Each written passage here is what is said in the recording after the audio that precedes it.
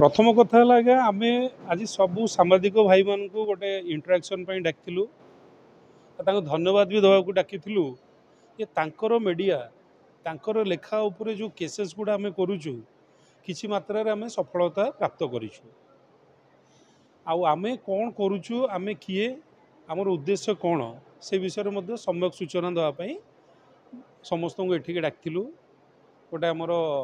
निज निज भितर गोटे इंटराक्शन है आम हूँ गोटे मानविक अधिकार संगठन जोटा कि 2012 रु कार्यरत तेणु आम मैंने सब 2005-6-7 रु कम करूँ नेशनल ह्यूमन राइट्स कमिशन रे जड़े मानव प्रतिरक्षाकारी भाव में आम कम करुचु 2012 पाखापाखि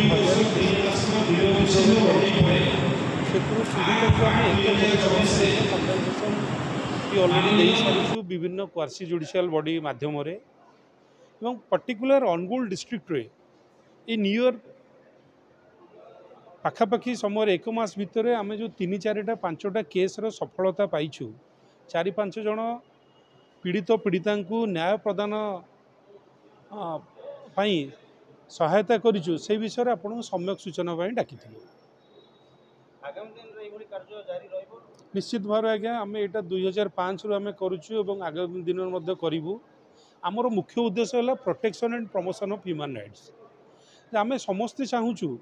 समस्ते जानतु मानविक अधिकार कौन और मानव अधिकार खनन हेले आम कौ जगार इंटरभेन करवा तेणु समस्ते आम जड़े जड़े मानव अधिकार कर्मी आपण मैंने जड़े जड़े कर्मी आपण मैंने जड़े जड़े एक्टिविस्ट आपण प्रेस माध्यम मीडिया माध्यम आपण इलेक्ट्रोनिक्स मीडिया माध्यम लोकों पाखु पहुँचती आम आपण पाखु केस आणिक आम केस लॉज करूँ तेणु समस्ते जड़े जड़े आम एक्टिविस्ट तेणु ये कार्यक्रम आग को चलो मो सहित आम अनुगुल टीम जो मैंने अच्छा मुख्य लोक रंजन बाबू अच्छा शिवाशीष बाबू अच्छा प्रशांत आचार्य अच्छा रंजित पात्र अच्छा तेणु ये सब आम अनुगुल डिस्ट्रिक्टर मुखिया एमानकर आपण सहित सब डायरेक्ट लिंक रे रहिबे आपण जहाँ केसेस पाइबे आम अनुरोध करूँ देले प्रॉपर फोरम रे ताकू इंटरवेन करिवो। धन्यवाद। सुविधा है जे मिनती को दे कि घर हूँ सानहुला आ थाना है ठाकुरगढ़ ब्लॉक हूँ आठमल्लिक जिला अनुगुल मिनती कुदेर मुहेली बड़ जोई तांकर 3 झील स्वामी नाही पुओ नाही मु बड़ ज्वाई मु हॉस्पिटल को आनी हॉस्पिटल आने फल हॉस्पिटल एडमिशन करला फल 5टा बेले एडमिशन कली सका 5टार एडमिशन कर संध्या 5टा बेलू देहांत होगा देहांत है फल बिना ऑक्सीजन अभाव से नष्ट होगला फल कि आईन विरोधी काम कर नर्स 2 जन नर्स सस्पेंड होती जड़े नर्स आमर ट्रांसफर होती आठमल्लिक